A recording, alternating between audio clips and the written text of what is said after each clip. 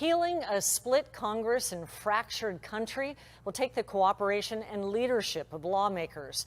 I spoke to two congressmen who have found a way to live by example.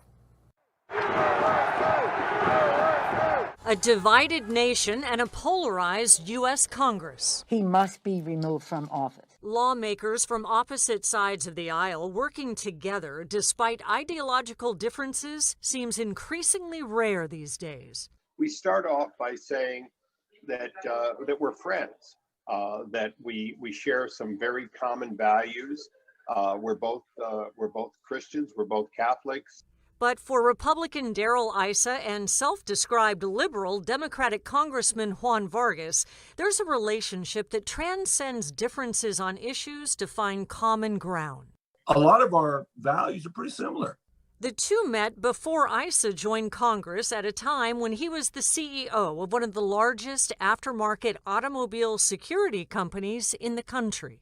I'm a car guy, so I was very interested in his business. So I met him and his wife, and he showed me all around his factory and the things he were doing. And I just thought, this guy's a real smart guy. I like him.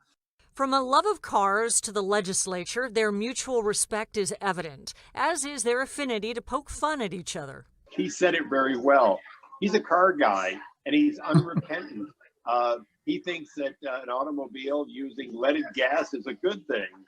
He adds Vargas is grounded. He comes to Congress with a positive attitude. He sleeps on the airplane on occasion, but other than that, he's a pretty good guy to be with. And they've been with each other all over the world. I've traveled with Daryl in many places where the interest of the United States is very vital, especially the Middle East.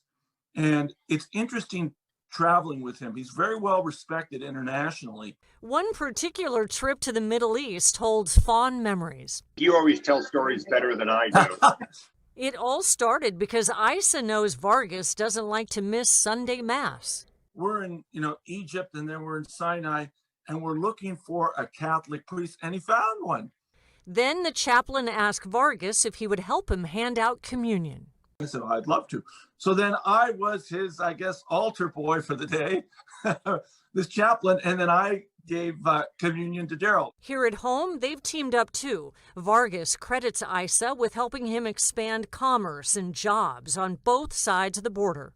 Juan and I were able to, create more portals for business, which ultimately means that there are more legal ways to cross the border. Both men say cooperation and civility is possible for our nation. We can disagree without attacking each other, but it will take compromise on both sides.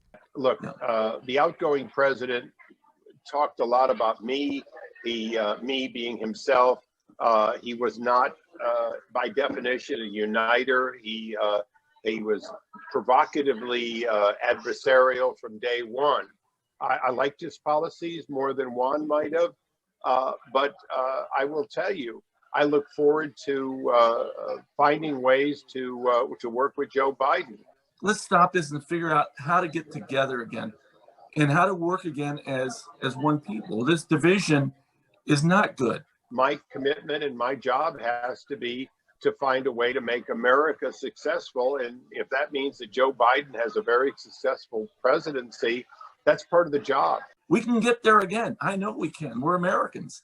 We're going to get there. Vargas and Issa make it clear they don't see eye to eye on some policy issues, such as the border wall, but they both say there is common ground for meaningful legislation that puts the American people first, and it starts right here in their districts in San Diego.